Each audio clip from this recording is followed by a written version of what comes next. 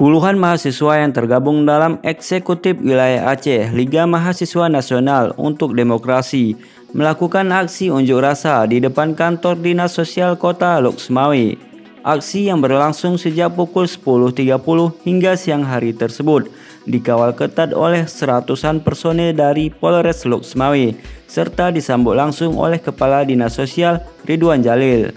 Terkait permasalahan sosial, terkhususnya penanganan kaum miskin dan anak-anak terlantar yang ada di Kota Lok Sumawe. Apa poin penting yang kita tuntut dalam aksi? Tentunya kita kembali kepada regulasi regulasi peraturan wali kota nomor 11 tahun 2017. Di sana lebih detailnya ada pasal 6 di poin A sampai I. Nah, di situ jelaskan akan fungsi dan tupoksi Dinas Sosial Kota Lok Sumawe dalam menanggulangi dan menanggapi permasalahan sosial. Khususnya terkait aksi kita ini permasalahan kaum miskin kota dan juga orang-orang terlantar seperti itu. Ya, selama ini ada berapa persen peningkatan kemiskinan yang dipantau oleh masyarakat? Data yang kita dapatkan dari BPS Badan Pusat Statistik, Kota Lok Sumawe itu terus mengalami peningkatan terkait permasalahan kaum miskin dan anak-anak terlantar. Kita pernah mencapai batas itu 24%.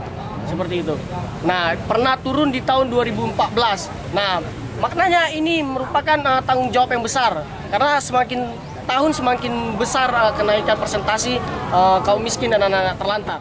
Beberapa bulan lalu, pihaknya juga melakukan investigasi dengan cara mengadvokasi kaum terlantar dan gelandangan, di mana masih banyak ditemukan di Kota Lok Sumawe.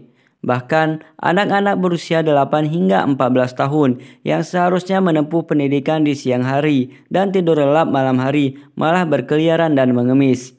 Pada mahasiswa telah mengekspresiasikan ataupun telah menampung hal yang berkaitan dengan persoalan-persoalan di tengah masyarakat.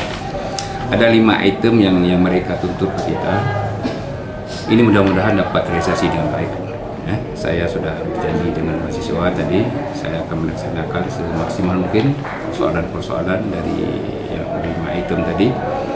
Mudah-mudahan ini dapat kita realisasikan baik di tahun 2022 dan seterusnya. Itu nggak apa ya itu untuk mahasiswa nggak berjalan di atau gimana? Nah, sebenarnya semuanya ini sudah kita laksanakan. Ini kan kerja rutinitas daripada Dinas Sosial, ya kan? Menyangkut dengan implementasi Perwa nomor 11 tahun 2017 itu kan acuan saya untuk bekerja.